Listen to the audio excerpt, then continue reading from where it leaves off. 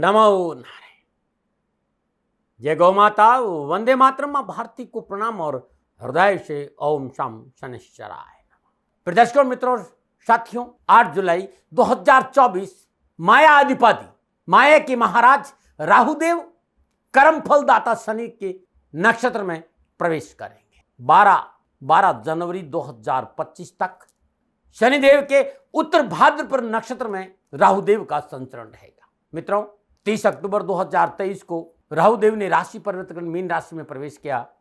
6 मई 2024 को राहुदेव ने बुधदेव के नक्षत्र रेवती के प्रथम चरण में प्रवेश किया और 8 जुलाई प्रातः 7:36 पर राहुदेव उत्तर भाद्रपद नक्षत्र यानी ये शनिदेव का नक्षत्र है, उसके चतुर्थ चरण में प्रवेश करेंगे। शनिदेव इस समय वक्री अवस्था में है और अपनी मूल त्रिकोण राशि कुंभ में बृहस्पति देव के नक्षत्रों में जो पूर्व भाद्रपद है उसके दूसरे चरण में शनिदेव का संचरण है। पूर्व भाद्रपद नक्षत्र ये बृहस्पति देव का नक्षत्र है और शनिदेव का यहां संचरण 3 अक्टूबर 2024 तक रहेगा। क्लासिक वैदिक जितने भी ऋषि हैं ज्योतिष के, वो शनिदेव और राहुदेव को आपस में अच्छा संबंध मानते हैं। मैं यहां तक कह सकता हूं कि राहुदेव शनिदेव को अपना गुरु मानते हैं। दोनों का वंशावली देखें तो राहुदेव भी कश्यप वंशज है और शनिदेव भी कश्यप वंशज है। तो शनिदेव और राहुदेव में आपस में मित्रता भी है। और मैंने क्लासिक में यह भी सुना है कि शनि सम राहु और कुंज सम केतु, यानी राहुदेव शनि के जैसे ही फल देते हैं और केतु देव मंगल के जैसे फल देते हैं। राहुदेव का कार्मिक कर्मों से गहरा संबंध है। यदि आपकी जन्म कुंडली में शनिदेव अनुकूल अवस्था में संचरण कर रहे हैं तो इस समय राहुदेव का शनिदेव के नक्षत्र में संचरण आपको अच्छे फल प्रदान करेगा। लेकिन यदि आपकी जन्म कुंडली में शनिदेव प्रतिकूल अवस्था में विराजमान है, प्रतिकूल भावों में विराजमान है, नीच अवस्था में संचरण कर रहे हैं या पापी ग्रहों से द्रष्ट है, तो ये राशि परिवर्तन आपके लिए सावधानी का रहेगा। क्योंकि 9 ग्रहों में 4 ग्रह स्लो मूविंग प्लैनेट है, बहुत धीमी गति के प्रारंभ, जिसमें शनिदेव, बृहस्पति देव, राहुदेव और केतु देव। शनिदेव 2.5 साल में अपनी राशि बदलते हैं, राहुदेव 18 महीने में, केतु देव 18 महीने और बृहस्पति देव 12 या 13 महीनों में राशि परिवर्तन करते हैं। इन ग्रहों का जब भी राशि परिवर्तन होता है तो हमारे लिए बड़ा महत्वपूर्ण होता है, क्योंकि इन ग्रहों का राशि परिवर्तन एक लंबे समय अंतराल तक रहता है और लंबे समय तक इन ग्रहों का प्रभाव रहता है और इनका सबसे ज्यादा प्रभाव हमारे जीवन में पड़ता है। मैं फिर आपको याद दिलाना चाहता हूं कि कर्म फल दाता शनिदेव है और कार्मिक कर्मों से राहुदेव को बहुत नजदीक माना जाता है। राहुदेव कार्मिक कर्मों को प्रभावित करते हैं। यह अलग बात है कि वैदिक ज्योतिष में, क्लासिक में इन्हें पाप ग्रहों की श्रेणी में भी माना है, लेकिन कार्मिक ग्रहों का प्रभाव शनिदेव और राहुदेव का पड़ता है। ऐसे में इनका जो ये राशि परिवर्तन है बड़ा महत्वपूर्ण है। यदि आपकी इन ग्रहों की दशा है, अंतरदशा है या फिर प्रत्यंतर दशा है तो इनका प्रभाव आप पर दूसरों से ज्यादा पड़ेगा। इसलिए मेरा अनुरोध है, एक बार अपनी जन्म कुंडली का मोटा मोटा अध्ययन अवश्य कर लें। आप अभी किस ग्रह की महादशा, अंतरदशा और प्रत्यंतर दशा से गुजर रहे हैं, आने वाला समय कैसा रहेगा, आपको स्पष्ट समझ में आ जाएगा। और वैसे मैं अपने अनुभव पर आप बताऊं कि जिन लोगों पर शनिदेव और राहुदेव की महादशा चल रही, उन पर राहुदेव के नक्षत्र परिवर्तन का सबसे अधिक प्रभाव पड़ेगा। उसके बाद अंतरदशा वाले जातकों पर प्रभाव और फिर कम जो प्रभाव वो प्रत्यंतर दशा वाले जातकों पर रहेगा। क्योंकि कोई भी ग्रह सबसे पहले अपने नक्षत्र अधिपति का फल देता है। ये ज्योतिष का मूलभूत सिद्धांत है, नियम है। इस समय राहुदेव शनिदेव के नक्षत्र उत्तराभाद्रपद से संचरण करेंगे तो सबसे पहले शनिदेव का फल आपको देंगे। तो ये देखना महत्वपूर्ण हो रहा है कि आपकी जन्मकुंडली में शनिदेव किस अवस्था में विराजमान है, किन भावों में विराजमान है और किन शुभ ग्रहों के प्रभाव में या फिर इन पर शुभ ग्रहों की दृष्टि नहीं है। उसी आधार पर राहुदेव उत्तर भाद्रपद नक्षत्र में संचरण करके आपको शुभाशुभ फल प्रदान करेंगे। ये तो रही बात बेसिक नियम की। क्या कहता है जो मैंने आपको रखा, ये नियम था जो मैंने आपको रखा है। और क्योंकि एक ही राशि के लोगों में किसी को अच्छे और किसी को बुरे और किसी को बहुत बुरे अनुभव से गुजरना पड़ता है। अब बात करते हैं राहुदेव का मूल स्वभाव। किस प्रकार के ग्रह है राहुदेव, क्योंकि ग्रह अपना मूल स्वभाव कभी नहीं छोड़ता है। सभी ग्रहों के साथ उसके स्वभाव की अच्छाई और बुराई में कमी या अधिकता हो सकती, परंतु वो बदल नहीं सकता है। ठीक उसी प्रकार जैसे हम बारिश की बूंदों को पृथ्वी पर गिरने से रोक नहीं सकते, लेकिन छाता और छत उसे एक स्थान विशेष पर गिरने से अवश्य रोक सकता है। शुभ और अशुभ ग्रहों का प्रभाव छाता और छत जैसा ही है, जो घटना को घटित होने से रोक नहीं सकते लेकिन नुकसान कम या ज्यादा अवश्य कर सकते। जहां तक राहुदेव की बात है, राहुदेव तो जाने ही अपने प्रभाव के कारण जाने, जो उनका प्रभाव है अनऑर्थोडॉक्स, अनप्रेडिक्टेबल, अनकन्वेंशनल, ये उनका स्वभाव है और इसी स्वभाव और इसी प्रभाव के कारण वो जाने जाते हैं। क्योंकि राहुदेव जिस व्यक्ति को अपने प्रभाव में लेते हैं उसे फिर वो अपने उसके स्वभाव में रहने नहीं देंगे। जिसको भी राहुदेव अपने प्रभाव में लेंगे उसको उसके स्वभाव में नहीं रहने देंगे। राहुदेव एक धुआं है, व्यक्ति के जीवन में भर फैलाने का कार्य करते हैं। मित्रों, यहां जो भी मैं राहुदेव के बारे में बताने जा रहा हूं उसमें अच्छा और बुरा नहीं, क्योंकि मनुष्य की आदत है कि उसे जल्दी जल्दी कंक्लूजन चाहिए कि फला चीज अच्छी या बुरी है, ये ग्रह मेरे लिए फायदेमंद है या नुकसानदायक, बस ये जानकारी मिल जाए, बाकी जानकर क्या करा। लेकिन मित्रों, जब हम अपने जीवन में किसी चीज को गहराई से जानने की कोशिश करते हैं तो उसका हर चीज हमारे समझ में आता है। मैं यहाँ सिर्फ ग्रहों की या ज्योतिष की बात नहीं कर रहा हूं, एक सामान्य बात कर रहा हूं। जब हम अपने जीवन में किसी चीज को गहराई से जानने की कोशिश करते हैं ना, तो आप महसूस करेंगे कि आपके लिए उसे जीवन में स्वीकार करना बहुत आसान हो जाता है। फिर गुस्सा या फ्रस्ट्रेशन नहीं होता है, क्योंकि कहीं ना कहीं हमें पता होता है कि हमारे साथ ऐसा क्यों हो रहा है, इसका कारण क्या है, कब तक मेरे साथ चलेगा और मैं कैसे इस स्थिति से बाहर आ सकता हूं।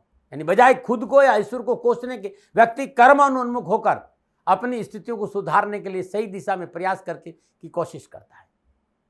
जो भी बातें राहुदेव के संबंध में रखती हैं उनका अच्छा या बुरा प्रभाव आपकी जन्मकुंड में उनकी प्लेसमेंट पर निर्भर करता है। लेकिन जो बात मैं बता रहा हूं वो राहुदेव का मूल स्वभाव बता रहा हूं। राहुदेव बहुत जल्दी रूप बदलने वाले हैं, तेज बुद्धि वाले हैं, ये बहुत जल्दी व्यक्ति को भ्रमित कर सकते हैं, तत्काल प्रभाव देने वाले ग्रह हैं। ये रातों रात व्यक्ति को अमीर बना सकते हैं, रातों रात हाथ में कटोरा दे सकते हैं। जिन जातकों पर राहु का प्रभाव अधिक होता है वे ख्याली पुलाव बहुत बनाते हैं, ये सूरज की रोशनी में थकने सपने देखने वाले व्यक्ति होते हैं। ऐसे व्यक्ति को वैष्णव की ओर इजीली से ले जाया जा सकता है। राहुदेव से प्रभावित एक व्यक्ति ऐसा भी हो सकता है कि किसी तरह की बुरी लत, अवैध गतिविधियां, जुआ, नशा आदि में लिप्त हो जीवन व्यतीत कर रहा हो।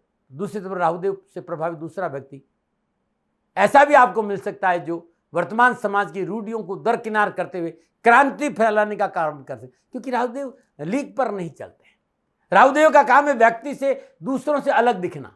अब वो अलग दिखाना अच्छा होगा और बुरा होगा, ये आपकी जन्म कुंडली में प्लेसमेंट पर निर्भर करे। राहुदेव कैसे प्लेसमेंट है और उन पर दूसरों ग्रहों का कैसा प्रभाव है, और यही है ग्रहों के स्वभाव और प्रभाव की बात। राहुदेव का एक स्वभाव यह भी है डिस्टर्बेंस पैदा करना। राहुदेव के ये राशि परिवर्तन, ये नक्षत्र परिवर्तन, कुछ डिस्टर्बेंस भी आपको अपने जीवन में देखने को मिल सकती है, लेकिन भाव के अनुसार सभी राशियों के लिए अलग अलग फलादेश हो जाएगा। तो आइए बात करते हैं राशियों के बारे में कि 8 जुलाई 2024 से 12 जनवरी 2025 तक राहुदेव का कर्म फलदाता शनिदेव के नक्षत्र में संचरण का हमारे ऊपर क्या प्रभाव रहेगा। शनिदेव के नक्षत्र उत्तराभाद्र नक्षत्र के चौथे चरण में राहुदेव का संचरण होगा और 12 राशियों पर क्या प्रभाव रहेगा इसकी बात मैं आपको बताऊंगा। पुनः याद दिलाना चाहता हूं कि आपकी जन्म कुंडली में राहुदेव का यह नक्षत्र परिवर्तन इस बात को अवश्य संकेत देता है कि सबसे पहले आप देखें कि आपकी जन्म कुंडली में शनिदेव और राहुदेव किन किन भावों के स्वामी हैं और कहां कहां विराजमान है और किन ग्रहों से दृष्टि। दूसरा, इस समय आपकी जन्म कुंडली में किन ग्रहों की महादशा है, किन ग्रहों की अंतर्दशा है और किन ग्रहों की प्रतिदशा है। इसको जाने बगैर फलादेश समझ में नहीं आएगा। आप जानना चाहते हैं कि यह राहुदेव 12 जनवरी तक आपको क्या फल प्रदान करेगा आपकी जन्म कुंडली में, तो नीचे नंबर आ रहे हैं, इन नंबरों पर संपर्क करके आप मुझसे बात कर सकते हैं। मित्रों और साथियों, बहुत से उपाय बताऊंगा, बहुत सी जानकारी दूंगा, लेकिन ये मेरा निजी आंकलन है, ये मेरा निजी आंकलन है। न भय, न भ्रम, न भ्रांति, न विवाद, न तर्क, हमेशा मैंने सेकंड ओपिनियन अधिकार आपको दिया है। मैं अपना अनुभव शेयर करता हूं, दबाव नहीं, प्रेशर नहीं, लादता नहीं, मर्जी आपकी, मानो न मानो। अब 12 राशियों पर राहुदेव का प्रभाव शनिदेव के नक्षत्र में संचरण का क्या रहेगा करते हैं। मिथुन राशि, मिथुन राशि वालों के राहुदेव 10वां भाव मीन राशि में उत्तर भाद्र नक्षत्र चरण में संचरण कर रहे हैं। दसम भाव नौकरी है, आपका व्यवसाय है, पिता की स्थिति है, राजनीति है, जीवन के लक्ष्य है, जॉब है, कामकाज है। आपके लिए राहुदेव के नक्षत्र स्वामी शनिदेव अष्टम और नवम भाव के अधिपति होकर वक्री अवस्था में नवम भाव में अपनी मूल त्रिकोण राशि कुंभ में संचरण करें, भाग्य स्थान में विराजमान है। अष्टम भाव ट्रांसफॉर्मेशन है, रूपांतरण है, गुप्त धन है, सिक्रेसी है, सेल टैक्स है, ऑकल्ट साइंस है, ससुराल है, गुप्त विद्या है, दुर्घटना है, स्वास्थ्य है। नवम भाव आपकी उच्च शिक्षा है, आपका भाग्य है, आपकी कंसेसरी आपके पिता है। मतलब दसम भाव का विस्तार होगा। दसम का स्थान आपका सामाजिक वर्चस्व भी है, आपका यश मान प्रतिष्ठा भी है, राजनीतिक जीवन से संबंध रखता है, आपका कर्म स्थान है, आपका व्यापार वही है। तो कारोबारियों के लिए, नौकरी वालों के लिए सोने में सुहागा वाला समय। और वे लोग जो जन्मजात व्यापारी है, तो इस समय ग्रहों की कृपा से आपको व्यापार करने का अच्छा मौका मिलेगा। राहुदेव के नक्षत्र अधिपति शनिदेव अष्टम भाव और नवम भाव को रूल कर रहे हैं। भाग्य स्थान नवम भाव में विराजमान है, यानी शनिदेव की मेहरबानी से भाग्य का साथ मिलेगा। जब आपकी बुद्धि दुगने रूप में काम करेगी, राहुदेव आपको समाज में अपना व्यक्तित्व, आपका हुनर, आपकी स्किल्स, वाक चतुराई दिखाने का एक स्वर्णिम मौका देगा, जिसका लाभ आपको बहुत ही शानदार तरीके से उठा सकते हैं। क्योंकि ये प्लेटफॉर्म आपके लिए नया नहीं है, ये वो प्लेटफॉर्म जिससे आप स्वाभाविक रूप से बिना किसी सिखाए बहुत अच्छी तरह से वाकिफ है। क्योंकि आप समाज से आप बहुत गहराई से जुड़े हुए हैं, सामाजिक तौर तरीका बहुत बेहतर रूप से जानते हैं। आपके अंदर वो कैपेसिटी है, वो योग्यता है कि आप अपने सामाजिक वर्चस्व से अर्निंग कैसे करें। अगर आप राजनीति से संबंध रखते हैं तो आपका वर्चस्व पॉलिटिकल रूप में बहुत बड़ा होने वाला, नेम फेम और अर्निंग सभी कुछ भरपूर मात्रा में मिलने वाला, क्योंकि अष्टम भाव परिवर्तन का भाव भी है। आपके कर्म का प्रोफाइल बदल सकता है, जॉब का प्रोफाइल बदल सकता है, लेकिन एक बार अपनी जन्म कुंडली को खोलकर अवश्य देख या दिखाएं, पता करें कि शनिदेव की स्थिति आपकी जन्म कुंडली में किस प्रकार की है, आपको किस ग्रह की दशा और अंतर्दशा प्रत्यंत दशा चल रही है। क्योंकि राहुदेव के उत्तर भाद्र नक्षत्र संचरण का ये फलादेव शनिदेव की स्थिति पर निर्भर करेगा, इस बात को नजरअंदाज नहीं करिएगा। मित्रों साथियों, नक्षत्र गणनाओं के आधार पर मैंने मिथुन राशि वालों के लिए बताया कि राहुदेव का प्रभाव आपके लिए कैसा रहेगा। अब जो उपाय बताने जा रहा हूं वो महादेव के हैं। 22 जुलाई 2024 से भगवान शिव का अद्भुत रुद्राभिषेक मैं करूंगा।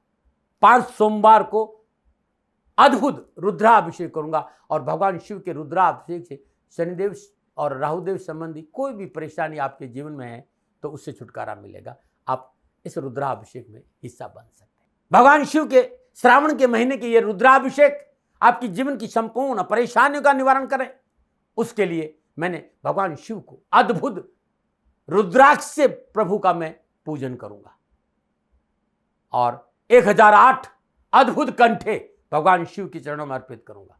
आप चाहते कि कैरियर, कारोबार, नौकरी, परिवार, समाज की संपूर्ण परेशानी का निवारण हो और ये रुद्राक्ष के कंठे आप तक पहुंचे, तो नीचे नंबर आ रहा है, इन नंबरों पर संपर्क करके आप अवश्य मंगा सकते हैं। आप रुद्राभिषेक का हिस्सा बन सकते हैं। मैं व्यापारी नहीं हूं, लेकिन आपके पास कष्ट नहीं आए, मैं आपकी सेवा में हाजिर रहूंगा।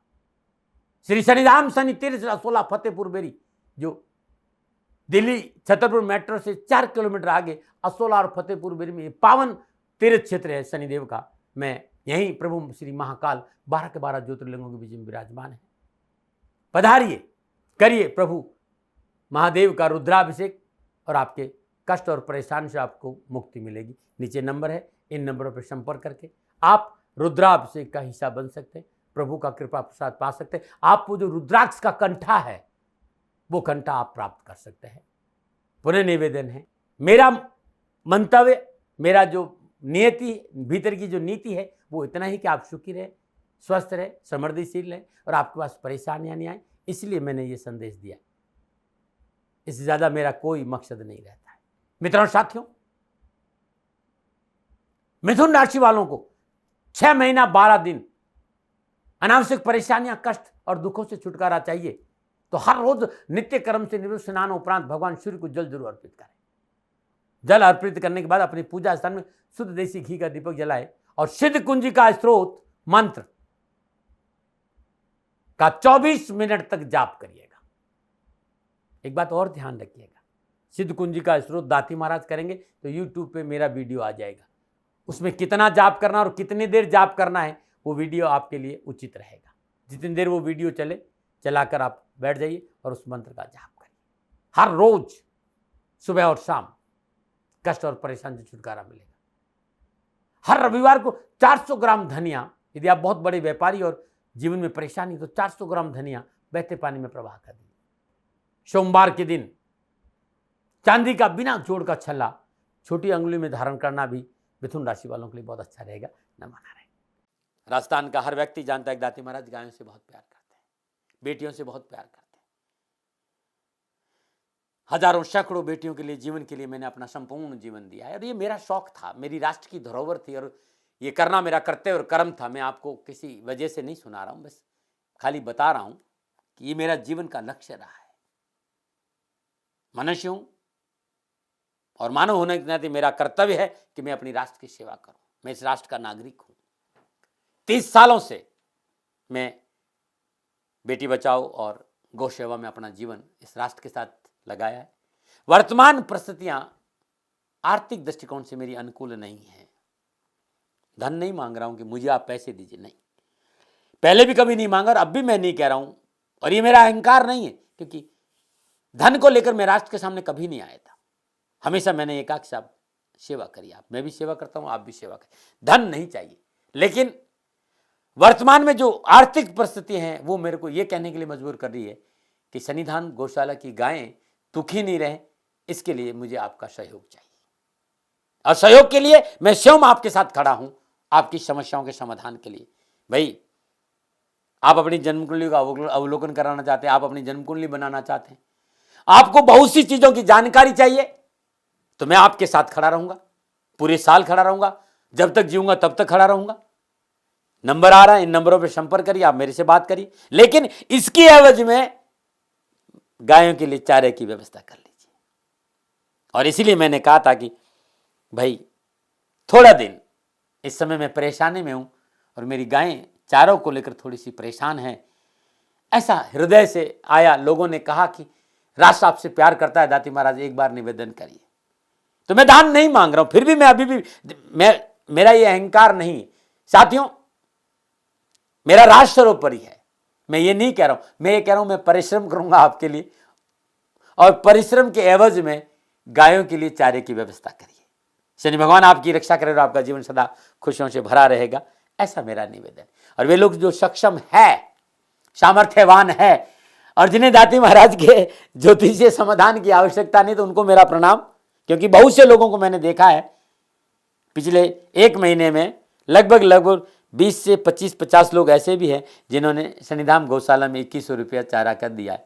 मैं उन सब के प्रति अपना आभार प्रकट करता हूं और ये सहयोग मैं जीवन भर याद रखूंगा। मित्रों, समय ऐसा है कि मेरी परिस्थिति आर्थिक दृष्टिकोण से अनुकूल संकेत नहीं दे रही है, इसलिए मैंने राष्ट्र से कहा कि सन्निधान गौशाला में परेशानी नहीं चाहिए। सरकार सपोर्ट कर रही है, अपनी सीमाओं में रहते हुए जो सरकार करती है, लेकिन उससे पूरा नहीं पड़ता है, ये आप भी जानते हैं। शासन की अपनी एक सीमा है और अपनी मर्यादा है, और शासन के पास और बहुत से काम है। लेकिन फिर भी मैं आप सभी का धन्यवाद देते हुए हृदय से पुनः एक बार निवेदन करना चाहता हूं कि आपको लगता है कि दाती महाराज के साथ सन्निधान गौशाला में खड़ा रहना है, तो नंबर है, जरूर सहयोग करें।